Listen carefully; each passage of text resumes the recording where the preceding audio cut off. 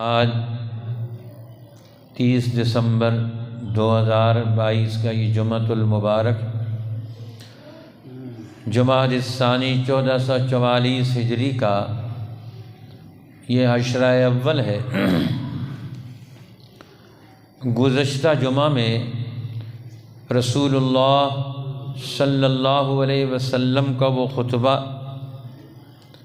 جس میں اللہ کے پیغمبر صلی اللہ علیہ وسلم نے معاشرے کے دونوں طبقوں کو دین سکھلانے کا اور دین سیکھنے کا، تعلیم اور تعلم، تفقہ اور بصیرت دین کی حاصل کرنا، یہ دونوں طبقوں کے ذمے ضروری قرار دیا۔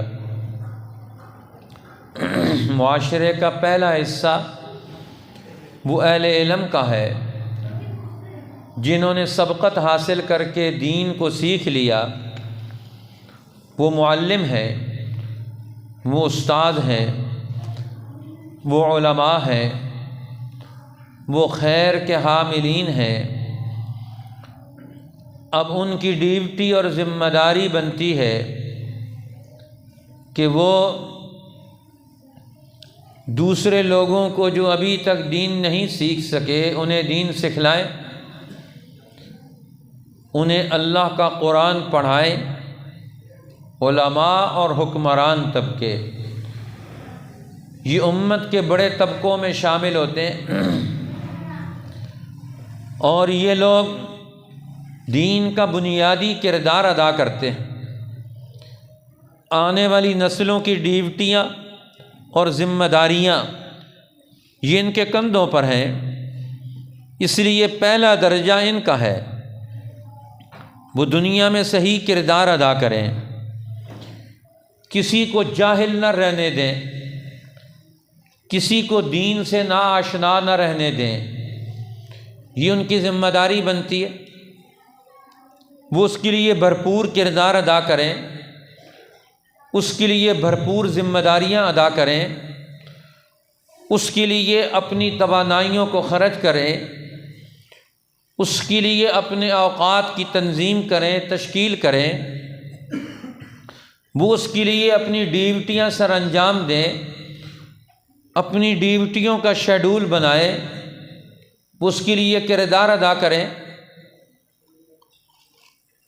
لہٰذا یہ پہلا درجہ ہے، حکمران، اہل علم، علماء اور فقہاء یہ اپنی ڈیوٹیاں سر انجام دیں، یہ اپنے علاقوں کو تشکیل دیں، تقسیم کریں کہ کس علاقے میں کون کون سے لوگ کیا ذمہ داریاں ادا کریں گے، کون کون سے لوگ کس کس کو پڑھائیں گے، کس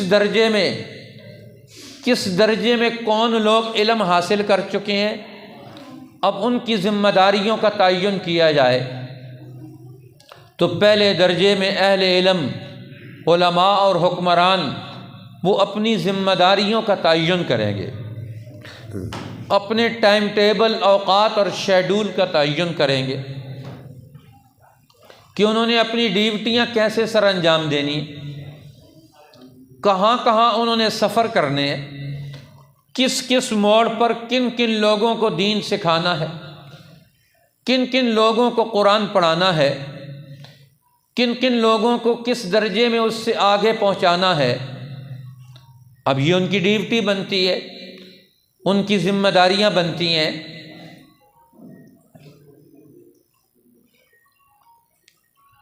یہ جو ہے سامنے سیڑھیوں کے سامنے دریا بچھا لیں گے تو لوگ تو ادھر ہی بیٹھیں گے، اوپر کون جائے گا؟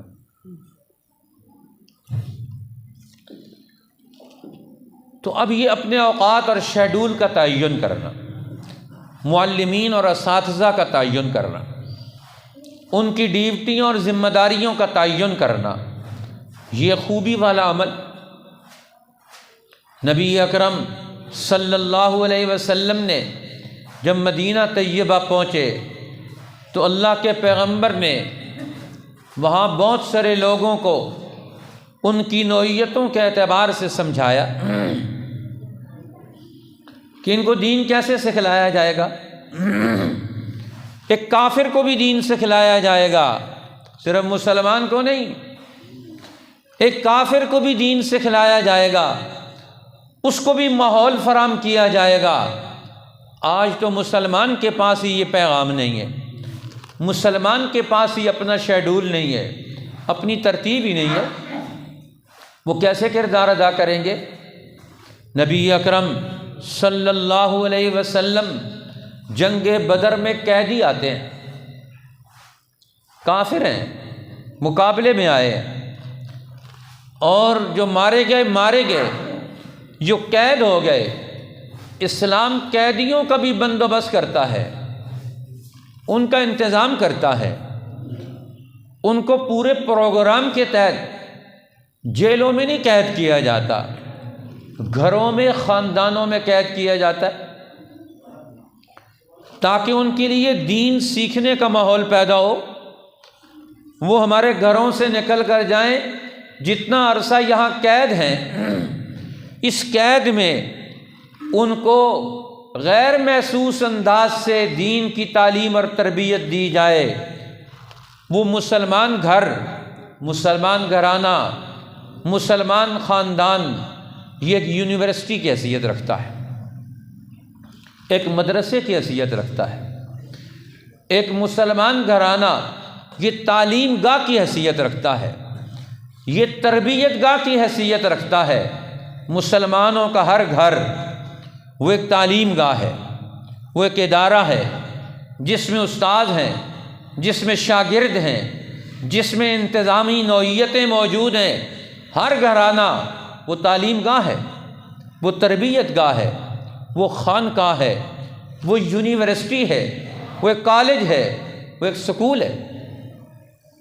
آج دنیا میں دنیا کی قوموں کو دنیا کی یونیورسٹیوں کی تاریخ پڑھائی جاتی ہے کہ امریکہ میں فلاں یونیورسٹی فلاں عرصے سے قائم ہے، برطانیہ میں یہ فلاں یونیورسٹی یہ 200 سال سے کام کر رہی ہے، یہ فلاں ملک میں فلاں یونیورسٹی ہے یہ اتنے عرصے سے کام کر رہی ہے۔ لیکن تاریخ اسلام کا یہ باب کہ جس میں ہر گھر، ہر خاندان ایک یونیورسٹی کی حیثیت رکھتا تھا، کہ جو ایک ماں باپ، ایک چچا ماموں، ایک بھائی، ایک خالہ زاد، پھوپھی زاد، ماموں زاد، اور یہ رشتے جو آپس میں ایک دوسرے کو تعلیم دیں گے، یہ تعلیم، جس تعلیم میں ذمہ داری ہے، جس تعلیم میں شعور ہے، جس تعلیم میں عقل ہے، جس تعلیم دینے اور لینے والوں کے اندر پورا تربیت کا پورا دور موجود ہے، اور ان کے اندر جذبے اور ارادے موجود ہیں، ان سے بڑھ کر تعلیم گاہ کون سی ہو سکتی ہے؟ اس لیے ہمارے ہاں پوری تاریخ اسلام کی یہ 12 صدیاں گزریں، جن 12 صدیوں میں منظم انداز سے گھروں کو تعلیم و تربیت کا مرکز بنا دیا گیا، خاندانوں کو یونیورسٹی کا درجہ میں ڈھال دیا گیا۔ اس لیے ہر بچہ کوئی علم سیکھتا ہے، فن سیکھتا ہے، چیزیں سیکھتا ہے، اس کو باہر جانے کی ضرورت نہیں ہے، وہ اپنے گھر اور خاندان سے سیکھتا ہے۔ صرف آخر میں سال 2 سال لگا کر وہ بچہ کسی یونیورسٹی میں قومی سطح کے بڑے اہل علم، بڑے رہنما، ان کی رہنمائی میں وہ چل کر وہ 2 سال یا 1 سال کے اندر سارے علوم کا عبور کر لیتا، باقی وہ گھر سے سیکھتا تھا، اس کے اندر اہلیت ہوتی تھی، صلاحیت ہوتی تھی، اس پر اس کا فیصلہ کیا جاتا تھا۔ آج ڈگریوں پر فیصلہ کیا جاتا ہے۔ اس نے کتنے سال لگائے ہیں؟ اب 35 سال تک ایک آدمی امریکہ اور برطانیہ کے نظام تعلیم کے اندر رہ کر وہ 35 سال تک تعلیم حاصل کرتا رہتا ہے۔ یہ کون سا نظام ہے؟ یہ کون سا فلسفہ حیات ہے؟ یہ کون سا طریقہ کار ہے کہ جس میں آپ 35 سال تک ایک بچے کو تعلیم دیتے ہیں، ماں باپ سے دور رہتا ہے، زندگی سے دور رہتا ہے، مسلسل اس کو تعلیمی سفر سے گزارا جاتا ہے، مسلسل اس کو تختہ مشق بنایا جاتا ہے، مسلسل اس کو غیر فطری ماحول میں رکھا جاتا ہے، مسلسل اس سے اور اس کے ماں باپ سے اس کی زندگی کی ساری توانائیاں چھین لی جاتی ہیں۔ یہ کون سا نظام تعلیم ہے؟ یہ تو تباہی اور بربادیاں کرنے والا ہے۔ اس لیے ہمارے پورے دور میں ہمارے یہاں بچے تعلیم حاصل کر کے وہ 14 سال 15 سال کی عمر میں سارے علوم حاصل کر کے فارغ ہو جاتے، سارے علوم پڑھ لیتے تھے۔ جو بنیادی علم ہے زندگی کے لیے ضروری علوم 15 سال تک کی عمر میں وہ بچہ فارغ ہو جاتا تھا تعلیم حاصل کر کے۔ آج 15 سال کی عمر میں میٹرک بھی نہیں کرتا، ابھی اس کی ساری تعلیم میٹرک کے بعد شروع ہوتی ہے۔ اب میٹرک کے بعد ایف ایس سی کرے گا، اس کے بعد اب بی ایس 4 سال کا کرے گا، پھر ایم ایس 2 سال کا کرے گا، پھر اس کے بعد اب وہی بچہ پی ایچ ڈی کرے گا، 3 سال 4 سال اس میں لگائے گا۔ کتنے بن جاتے ہیں جی؟ کوئی حساب کتاب کرنے والے لوگ ہیں جی؟ 15 سال کی عمر میں اس نے میٹرک کی ہے، اور پھر 2 سال اس کے ایف ایس سی کے، 15 16 17 سال تو یہاں ہو گئے، 4 سال اس کے بی ایس کے، 17 اور 4 21 سال ہو گئے، پھر 2 سال اس کے ایم ایس کے، 23 سال ہو گئے، اور پھر اس کے بعد وہ پی ایچ ڈی کرے گا۔ اب 4 سال اس کے ہو گئے 27 سال۔ اب 27 سال تو اس کی تعلیم کے ہیں، اگر درمیان میں وہ فیل نہ ہو جائے، کوئی ہنگامہ نہ آ جائے، کوئی زلزلہ نہ آ جائے، اور کوئی کورونا نہ آ جائے، کوئی اور مسئلہ نہ پیدا ہو جائے، تو پھر تو 3-4 سال درمیان میں گیپ آ گیا، وہ 30-35 سال کی عمر کو پہنچ جاتا ہے، 30 سال کی عمر کو پہنچ جاتا ہے۔ اب 30 سال کی عمر تک وہ تعلیم حاصل کرتا رہے گا۔ اب قرآن حکیم تو اس پورے دور کو مسترد کرتا ہے، رسول اللہ کی زندگی اس پورے دور کو مسترد کرتی ہے۔ یہ کوئی تعلیمی دور نہیں ہے کہ جس میں آپ تعلیم کا دور یہ بچے کا شروع ہوتا ہے، یہ سن شعور سے شروع ہوتا ہے۔ 7 سال کی عمر سے سن شعور آتا ہے، 10 سال کی عمر سے اس کا سن شعور وہ میچور ہو جاتا ہے، اور 10 سال سے لے کر 14 سال بلوغت کی عمر تک یہ اس کا علم سیکھنے کا دور ہے، اس کا فن سیکھنے کا دور ہے، اس کی مہارتیں حاصل کرنے کا دور ہے۔ یہ 10 سال کی عمر سے لے کر 15 سال کی عمر تک کا 5 سال کا عرصہ انسان کی زندگی کا سب سے قیمتی عرصہ ہے۔ یہ اس 5 سال کے عرصے میں ابتدائی تعلیم اس نے وہاں حاصل کر لی، 7 سال کی عمر۔ اب 7 سال کی عمر میں ہمارے پچھلے دور میں سینکڑوں نہیں، ہزاروں نہیں، لاکھوں حفاظ قرآن ملتے ہیں جنہوں نے قرآن حکیم حفظ کر لیا، دین کی بنیادی تعلیمات بھی حاصل کر لیں۔ 7 سال کی عمر میں انہوں نے بڑا کردار ادا کر لیا۔ امام شاہ ولی اللہ محدث دہلوی 7 سال کی عمر میں قرآن کے حافظ بن گئے۔ 2 سال تک کی ابتدائی تعلیمات انہوں نے اپنے والد سے اپنے گھر میں حاصل کر لی۔ شاہ عبدالعزیز محدث دہلوی 12 سال کی عمر میں اپنے والد کی مسند پر بیٹھ گئے، علم پڑھانے کے اعتبار سے بڑے بڑے علوم اور فنون انہوں نے حاصل کر لیے، پڑھ لیے۔ اور 11-12 سال کی عمر میں بچے شاہ اسماعیل شہید رحمۃ اللہ علیہ 11-12 سال کی عمر میں لوگ کہتے تھے شاہ عبدالعزیز صاحب کو کہ یہ آپ کے درس میں بھرپور شرکت نہیں کرتے، یہ سیکھیں گے کیا؟ انہوں نے کہا امتحان دو۔ ان سے امتحان لیا، فلاں بات بتاؤ، فلاں بات بتاؤ، فلاں بات بتاؤ، فلاں بات بتاؤ۔ انہوں نے ساری باتیں بتا دی، سارے سوالوں کے جواب دے دیے، مشکل ترین سوالوں کے جواب دے دیے۔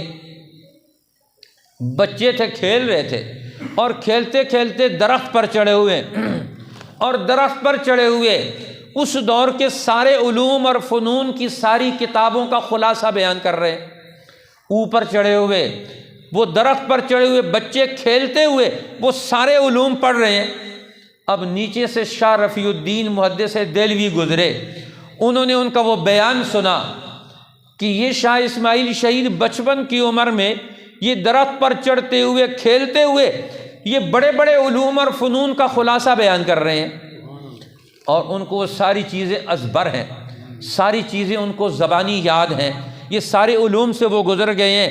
ذہن رسا ہے، طاقتیں قوتیں موجود ہیں، ماں باپ کی دعائیں ہیں، سحری کا اٹھنا ہے، اعلیٰ ترین ماحول ہے جس سے بچے پروان چڑھتے ہیں۔ اب یہ بڑی ذمہ داریاں بنتی ہیں اہل علم کی۔ آج ہمارے ہاں یہ علمی ماحول مخدوش ہو گیا، مشکوک ہو گیا، وہ اہل علم دفن ہو گئے، اور نیا علمی دور اب وہ شروع ہی 9 بجے ہوتا ہے، 8 بجے ہوتا ہے۔ یہ ساری دنیا میں فطری طور پر سحری کا وقت، یہ اونچے درجے کا علوم کے سیکھنے کا وقت ہوتا ہے، ذہنوں کی ترقی کا وقت ہوتا ہے۔ اب ہمارے یہاں بچے وہ اس وقت اٹھتے ہیں جب ان کے اس وقت بہت کچھ سیکھ چکنے کا وقت موجود ہوتا، وہ ختم ہو چکا ہوتا ہے۔ اس لیے نبی اکرم صلی اللہ علیہ وسلم نے ارشاد فرمایا، حدیث پاک میں آتا ہے کہ شیطان روزانہ انسان پر جب بندہ سوتا ہے اس پر 3 گریں لگاتا ہے۔ روزانہ جو بندہ سوتا ہے شیطان اس پر 3 گریں لگاتا ہے، اور پھر رات اس کے ناک کے نتھنے میں گزارتا ہے اور 3 گریں لگاتا ہے اس پر۔ اب جب صبح ہوتی ہے، یہ بندہ اذان ہوتی ہے صبح کی، اٹھتا ہے، اس کے اٹھنے سے صبح کے وقت اذان اور نماز کے وقت یہ جب اٹھتا ہے شیطان کی پہلی گرہ کھل جاتی ہے۔ یہ اٹھ کر وضو کرتا ہے، پھر اس کی دوسری گرہ کھل جاتی ہے، شیطان کی لگائی ہوئی گرہ دوسری گرہ کھل جاتی ہے۔ پھر اس کے بعد یہ اٹھ کر وضو کر کے نماز پڑھتا ہے صبح کی نماز، تو پھر اس کی تیسری گرہ کھل جاتی ہے۔ پھر اللہ کے پیغمبر فرماتے ہیں اصبح نشیط النفس یقظان، یہ آدمی جو صبح کرتا ہے، یہ بچہ، یہ نوجوان جس کی صبح ہوتی ہے، اصبح نشیط النفس یقظان، اس کی صبح ہوتی ہے، یہ نشیط النفس، اس کے نفس میں، اس کے دل و دماغ میں، اس کی باطن کی قوتوں میں نشاط ہوتا ہے، کھلا پن ہوتا ہے، چستی ہوتی ہے۔ یقظان، یہ بیدار ہوتا ہے، اس کی ساری صلاحیتیں صحیح کام کر رہی ہوتی ہیں، اس کی ساری صلاحیتیں صحیح کام کر رہی ہوتی ہیں۔ اب ان کو گھر کے اندر، گھر کی دہلیز پر یہ تعلیم کا ماحول میسر ہوتا ہے۔ آج ہمارے ہاں بچوں کو دنیا کی تعلیم کے لیے ہمارے ہاں معیار نہیں بن سکا کسی چیز کا بھی۔ ایک شہر والے بچے دوسرے شہر میں ٹریول کرتے ہیں، صبح سویرے ان کے 2-2.5 گھنٹے تو ان کے سفر میں گزر جاتے ہیں، پھر شام کو سفر میں گزر جاتے ہیں۔ روزانہ پورے پاکستان کا جائزہ لیں، نونہال بچے، ہم ان کو پڑھائی سے پہلے تھکاتے ہیں۔ ایسا نظام تعلیم ہے، ایسی زندگی کے امور کا پورا پلان حکمرانوں نے، تعلیمی اداروں نے اور ماں باپ نے، یہ مجبور طبقہ بھی ہے، اوپر والا طبقہ جو فیصلے کرتا ہے اور فیصلے مسلط کرتا ہے، روزانہ اپنی نسلوں کو تھکاتے ہیں۔ بچوں کے اوپر کتنا بوجھ لاتے ہیں روزانہ، بستوں کا بوجھ الگ ہے، اسی طرح کتابوں کا بوجھ الگ ہے، پھر رٹا لگوانے کا بوجھ الگ ہے۔ کتنے قسم کے بوجھ سے ایک بچے کو کتنا تختہ مشق بنایا جاتا ہے ہمارے ملک میں، آج ہم تصور نہیں کرتے ہیں۔ ہم اس کی صلاحیتوں کو مارتے ہیں، سفر کرا کے صبح سویرے تھکا کے وہ بچہ بیچارہ اٹھتا ہے، ناشتہ بھی نہیں کر سکتا، اس کو خوف ہوتا ہے۔ وہاں جاتا ہے تو ٹیچر کا خوف ہوتا ہے، وہاں ٹیچر سے پہلے اسکول انتظامیہ کا، کالج انتظامیہ کا خوف ہوتا ہے، پھر ٹیچر کا خوف ہوتا ہے، پھر واپس آ کر اس نے ٹیوشن پڑھنی ہے، اس کا خوف ہوتا ہے، پھر واپس آ کر اس نے ہوم ورک کرنا ہے، پھر اس کا خوف ہوتا ہے، پھر اس کا کام ہوتا ہے۔ اب ایک بچے کو صبح سے لے کر رات تک ہماری نسلوں کو کتنا رگڑا لگایا جاتا ہے، کتنا انہیں تباہ کیا جاتا ہے، کتنا انہیں تھکایا جاتا ہے، اور واپس ان کو ملتا کیا ہے؟ واپس کیا چیز حاصل ہوتی ہے؟ وہ بندے بنتے ہیں، وہ انسان بنتے ہیں، وہ مسلمان بنتے ہیں، وہ محنتی بنتے ہیں، کوئی ہنرمند بنتے ہیں، وہ کیا چیز بنتے ہیں؟ ہم ان کو اس دور سے گزار کر کیا چیز بنانا چاہتے ہیں؟ ان کے اندر کیا اہلیت مستقبل کی پیدا کرنا چاہتے ہیں؟ رسول اللہ خطبہ دے رہے ہیں کہ معلمین کی، حکمرانوں کی ذمہ داریاں کیا بنتی ہیں۔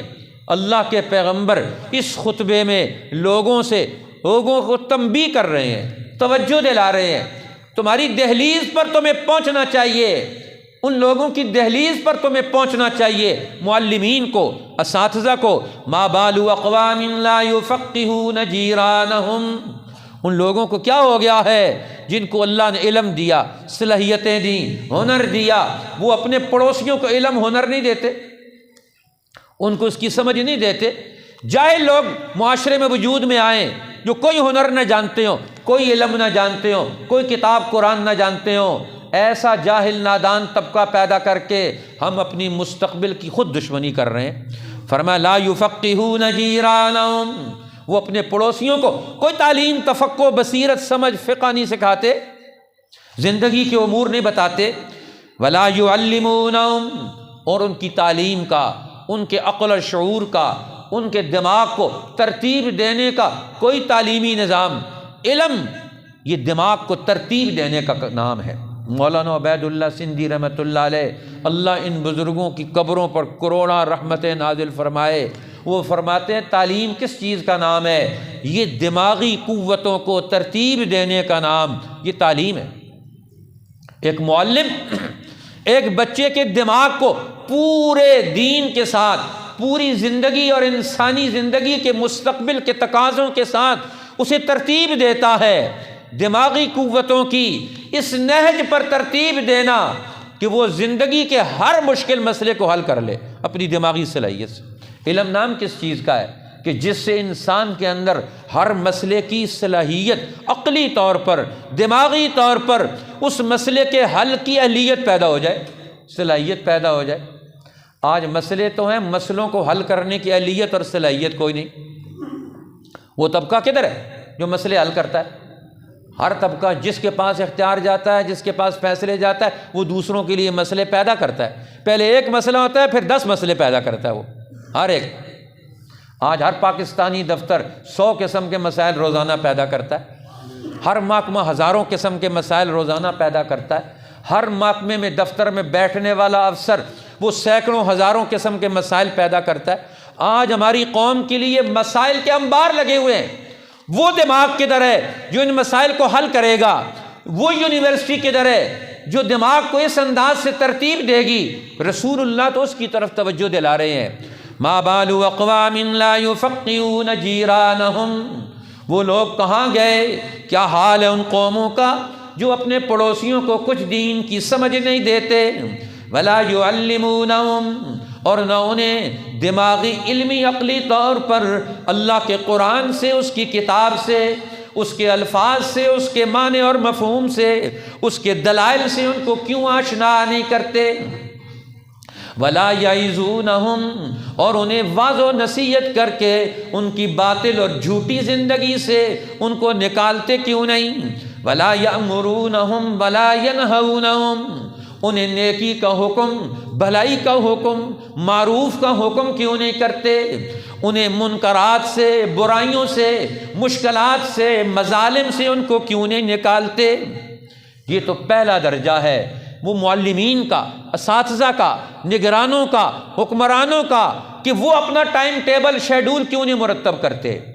ہر عالم کا جس نے علم سیکھ لیا وہ اپنی قوم میں اپنا شیڈول لے کر جائے، میں تمہیں اس وقت میسر ہوں، فلاں وقت میں میرے پاس آ سکتے ہو، میں تمہارے پاس آ سکتا ہوں۔ رسول اللہ بدر کے میدان سے آنے والے قیدیوں کو مسلمان خاندانوں میں، گھروں میں تقسیم کر دیا، گھروں میں تقسیم کر دیا۔ 70 قیدی ان کے بڑے بڑے سردار پکڑے گئے اور ان کو گھروں میں، خاندانوں میں تقسیم کر دیا۔ فرمایا یہ تمہارے ماحول میں رہیں گے۔ اسلام تو کافروں کی تعلیم کا نظام بھی دیتا ہے۔ آج 75 سال گزر چکے، ہم اپنے مسلمانوں کی تعلیم کا نظام ہی بندوبست نہیں کر سکے۔ قرآن پڑھنے والے، جاننے والے، ترجمہ پڑھنے والے لوگ بھی نہیں ہیں۔ دین تو دور کی بات ہے، اب دنیا جس کے لیے پورا بجٹ ہمارا مختص کیا جاتا ہے اس کے لیے بھی کوئی نظام نہیں ہے۔ آج مشکلات ہی مشکلات، کالجوں، سکولوں میں۔ اب تو یہاں تک حال ہے، روزانہ پاکستان میں خبریں آ چکی ہیں، گوشت سکول ہیں۔ ہر بڑے بڑے لوگ، وڈیرے، سردار، MNA، MPAs اور بیٹھنے والے افسران، ان کو پتہ ہے گھوسٹ سکول ہے۔ سکول کا پریکٹیکلی کہیں نام و نشان نہیں۔ اور سرکاری طور پر بیت المال سے، ہمارے خزانے سے اس سکول کا بجٹ وہ جاتا ہے، وہاں استاذ مقرر ہیں قانونی طور پر، سرکاری طور پر، اور وہاں ان کی تنخواہیں جاتی ہیں، کدھر جاتی ہیں کوئی پتہ نہیں، سکول آئی کوئی نہیں، گوشت سکول۔ سندھ میں دیکھ لیں، بلوچستان میں دیکھ لیں، پنجاب میں دیکھ لیں، اب کے پی کے پچھلے دور میں دیکھ لیں، اب پورے پاکستان کے صوبوں میں سینکڑوں نہیں، ہزاروں نہیں، پچھلی کسی حکومت نے یہ پورا ڈیٹا تیار کیا تھا، پنجاب میں 22,000 گوشت سکول تھے، اور پتہ نہیں کتنے اور صوبوں میں کتنے گوشت سکول تھے جن کا نام و نشان ہی کوئی نہیں۔ اب رسول اللہ نے قید کیا اور قیدیوں کو گھروں میں رکھا کہ یہ تعلیم حاصل کر لیں، غیر محسوس طریقے سے یہ نماز پڑھنا سیکھیں، دسترخوان کے آداب سیکھیں، یہ دین کی بنیادی تعلیمات سیکھیں، گھروں میں بچے قرآن پڑھتے ہیں، یہ قرآن کا پڑھنا سیکھیں، یہ دین سیکھیں۔ ایک کافر بھی یہاں سے سیکھ کے جائے، 1 مہینہ قید رہے، 1 مہینے کی قید کے بعد اس کے اندر یہ علم کا دیپ جل جائے، یہ روشنی پیدا ہو جائے، اس کے اندر بلب جل جائے، اب یہ اس کو وہاں قید کیا جاتا ہے۔ اور پھر ان قیدیوں کو چھڑوانے کے لیے فدیے کی بات آئی تو وہ سارے سردار تھے، پڑھے لکھے تھے، فرمایا مسلمان نئی مملکت ہے، ریاست مدینہ ہے، اب یہاں ہمارے ادارے سیٹل ہونے ہیں، لہٰذا اب ہمارے نوجوانوں کو 10 نوجوانوں کو، مدینہ کے مسلمان بچوں کو ایک کافر لکھنا پڑھنا سکھا دے، اس کو آزادی دے دی جائے گی۔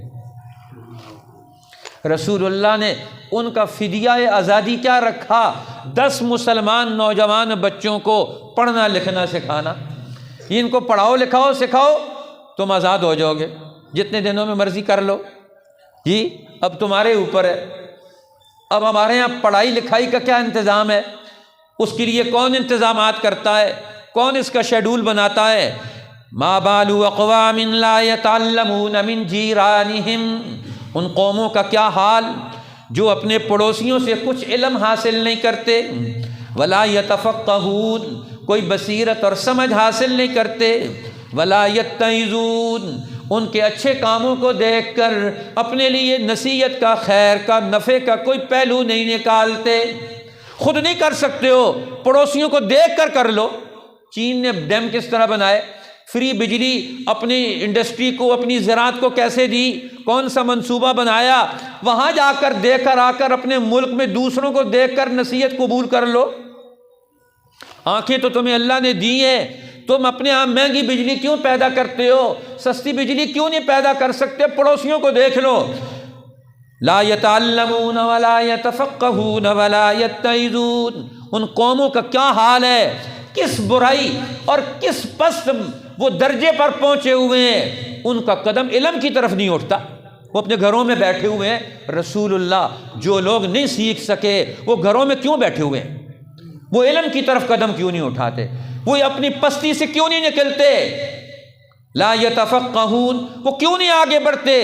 اہل تفقہ کے پاس جائیں، بصیرت والوں کے پاس جائیں، سمجھدار لوگوں کے پاس جائیں اور جا کر ان سے مسئلہ پوچھیں۔ امام ابو حنیفہ اپنی مسجد میں مجلس درس میں بیٹھے ہوئے ہیں، ایک بچہ آتا ہے اور آ کر سوال کرتا ہے، امام وقت سے سوال کرتا ہے، اگر ایک آدمی عشاء کی نماز پڑھ کے سوئے اور پھر اس پر نماز فرض ہو جائے تو وہ اپنی پچھلی نماز لوٹائے یا اس کو نہ لوٹائے؟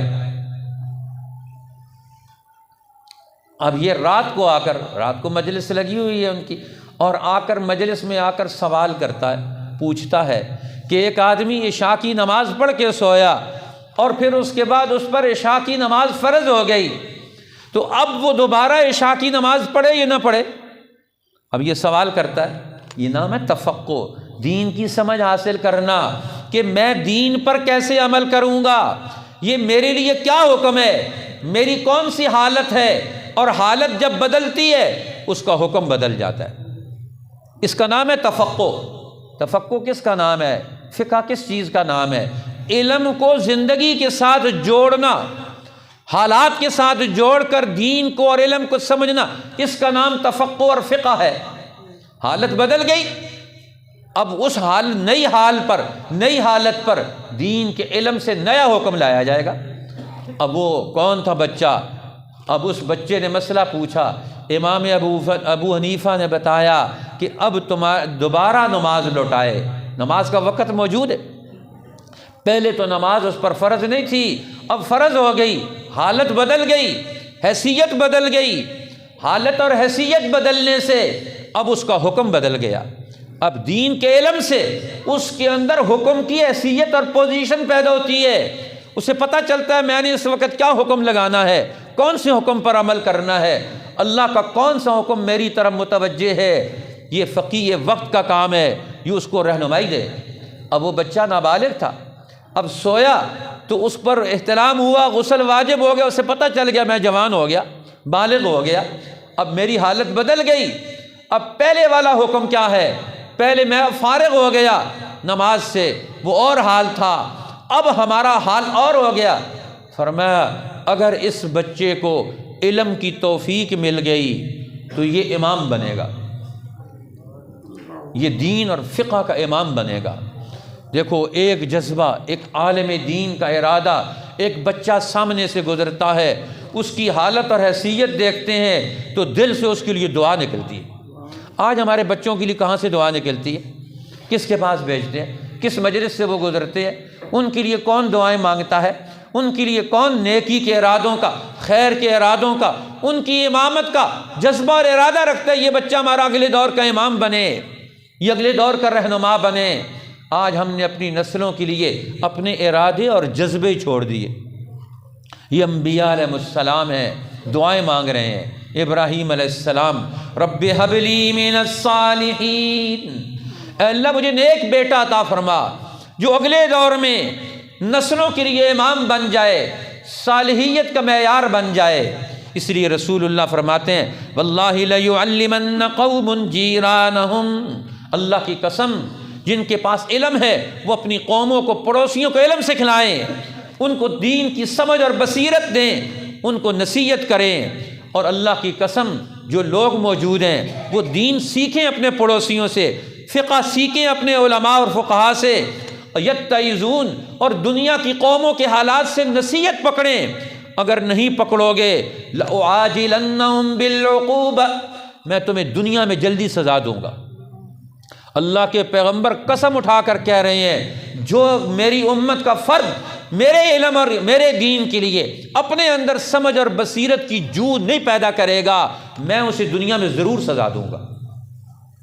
لأعاجلنہم بالعقوبہ، میں اسے دنیا میں ضرور سزا دوں گا۔ اللہ کے پیغمبر کہہ رہے ہیں میں سزا دوں گا، تو سزا سے وہ قومیں نہیں بچتی۔ پھر جب پیغمبر سزا کے لیے تیار ہیں، ان سے بڑا شفیق اور کون ہوگا؟ ان سے بڑا مہربان کون ہوگا؟ ان سے بڑا ہمارا خیر خواہ کون ہوگا؟ اور پھر آپ نے یہ خطبہ دے کر پھر نیچے اتر کر آئے، یہ اہمیت بتائی۔ آج ہمارا پورا دور اس سے گزر رہا ہے، ہم جمعہ پڑھ کے چلے جاتے ہیں، ہم نے اپنے ملک قوم کے بچوں کے لیے کیا منصوبہ بنایا ہے؟